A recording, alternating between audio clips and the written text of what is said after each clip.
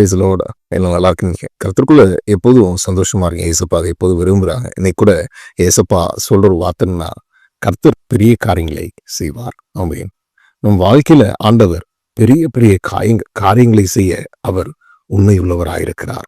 அதனால ஆண்டவர் சொல்லுகிறார், நீ பயப்படாதே, மகிழ்ந்து களிகூறு, கர்த்தர் பெரிய காரியங்களை செய்வார்.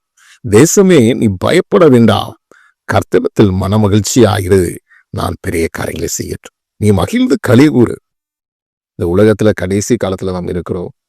தேசத்துல காணப்படுகிற பிரச்சனைகள் அதிகம், குடும்பத்தில் காணப்படுகிற பிரச்சனைகள் அதிகம், ஊழியத்தில் காணப்படுகிற பிரச்சனைகள் அதிகம். ஆனாலும் வசனம் சொல்கிறது, நீ பயப்படாதே, நீ மகிழ்ந்து களிகூறு.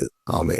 எப்படிங்க இவ்வளோ சூழ்நிலையை முன்பாக நான் பார்க்கிறேன், தேசத்தில் நடக்கிற பார்க்கிறேன், பெரிய பிரச்சனைகள் ஓடிக்கொண்டிருக்கிறது, எப்படி சந்தோஷமா இருக்க முடியும்? ஆண்டவர் சொல்கிறார், என்னுடைய சமூகத்தில் நீ சந்தோஷமாயிரு, மகிழ்ந்து களிகூறு, நான் தேசத்தில் பெரிய காரியங்களை செய்வேன். ஆமே. மார்த்தாலோ பற்பல வேலைகளை குறித்து கவலைப்பட்டு கலங்கின போது மரியாள் பண்ணின ஒரு காரியம், அவள் கர்த்தருடைய பாதத்தில் சந்தோஷமாயிருந்தா. இன்னைக்கு உங்க வாழ்க்கையில நீங்க எதை குறித்தும் பயப்பட வேண்டாம். உங்கள் குடும்பத்தை குறித்து, உங்களுடைய தேசத்தை குறித்து கவலைப்பட வேண்டாம். கர்த்தருடைய பாவத்தில் சந்தோஷமாயிருங்கள். கர்த்தர் உங்கள் வாழ்க்கையில பெரிய காரியங்களை செய்வார். அதனால பயப்படாதீங்க, சோர்ந்து போகாதீங்க. உங்கள் வாழ்க்கையில ஆண்டவர் பெரிய காரியங்களை செய்வாராக.